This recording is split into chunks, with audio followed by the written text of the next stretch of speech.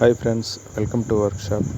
நம்ம இப்போ பார்க்குறது வந்து ஹையரில் வந்து ஒரு 220 லிட்ரு ஒரு மீடியம் சைஸுன்னு சொல்லலாம். ரொம்ப சின்ன சைஸுக்கு நல்ல ஒரு பெரிய சைஸு சிங்கிள் டோரில்.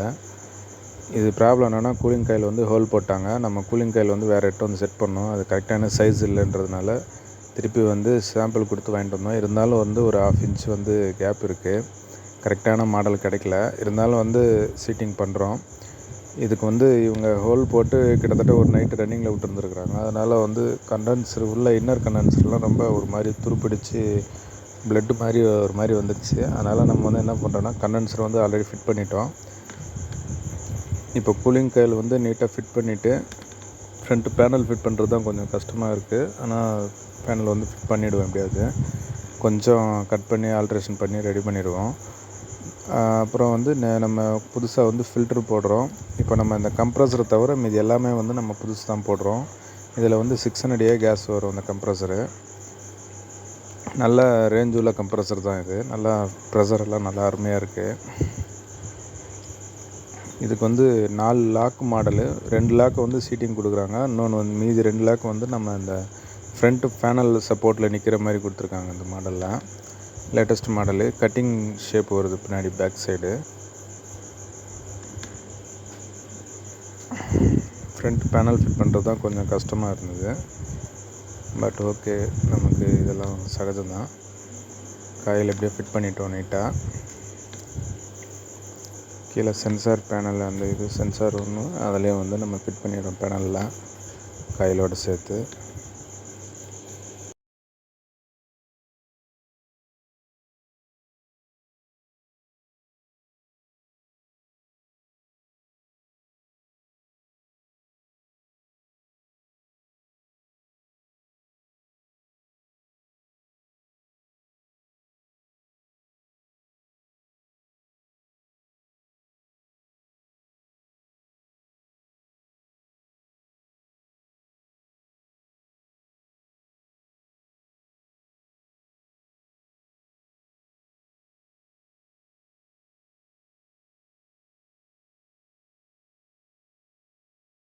இப்போ வந்து ஒரு மீடியம் சைஸ் கண்டென்சர் நாங்கள் போட்டோம். ஒரு 10 ரோலு கணக்கு இருக்கும்.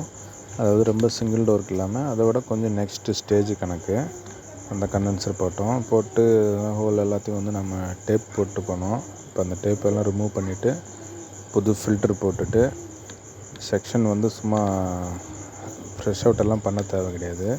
ஏர் செக் பண்ணுறதுக்காக சும்மா அப்படி பண்ணிவிட்டு மீதியெல்லாம் வந்து நம்ம வெல்டிங் வச்சுட்டு வேக்யூம் வச்சுட்டு கேஸ் சார்ஜிங் பண்ண போகிறோம். ஃபஸ்ட்டு வந்து ஃபில்ட்ரு போடுறோம். இப்போது கண்டென்சர் வெல்டிங் ஒரு வெல்டிங் ஆல்ரெடி நம்ம பண்ணிட்டோம்.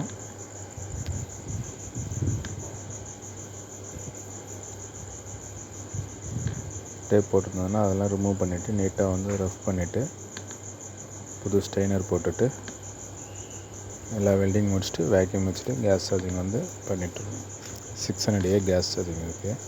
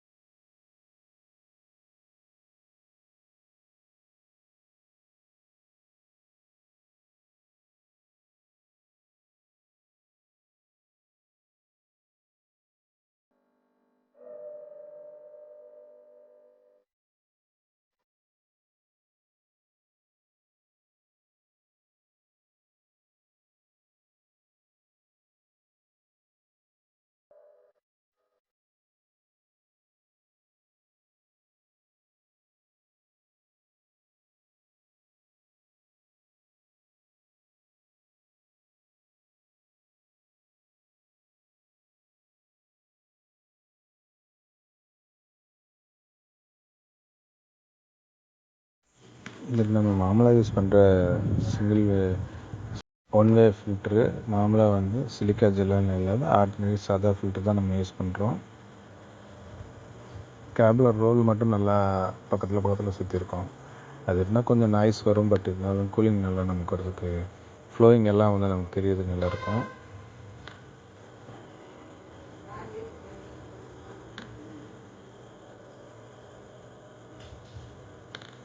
செக்ஷன் வந்து நமக்கு எல்லாம் கிளியராக இருக்கான்றதுக்காக சும்மா ஒரு 2-3 டைம்ஸ் அடிச்சுட்டு திருப்பி வந்து நம்ம செக்ஷன் வெல்டிங் பண்ணிவிட்டு நிப்பிள் போட்டுட்டு வேக்யூம் வச்சிடணும். வேக்யூம் வந்து மேக்ஸிமம் 10 மினிட்ஸ் வச்சா போதும் பிரச்சனைக்கெலாம் நல்லாயிருக்கும்.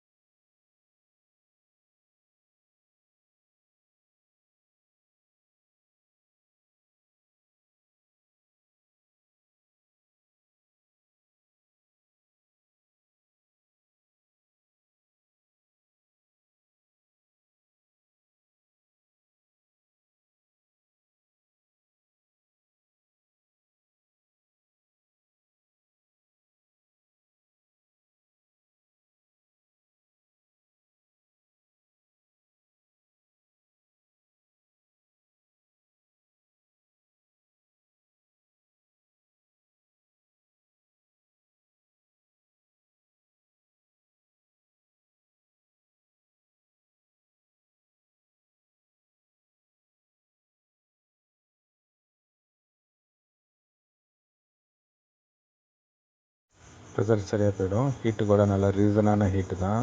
ஃபில்டருக்கு ஒரு 2 ஸ்டெப் முன்னாடி வருது. நல்லா உள்ள காயில் வந்து நம்ம கூலிங் எவ்வளோ தூரம் வந்திருக்குன்னு பார்க்க போகிறோம். ஃபஸ்ட்டு ஒரு 4 பைப்பு விட்டு மீதெல்லாம் பின்னாடி ஐஸ் வந்துருச்சு. இன்னும் ஒரு 15-20 மினிட்ஸ் விட்டோன்னா நல்லா ஷீட்டு மொத்தம் ஐஸ் நல்லா வந்துடும். Work over.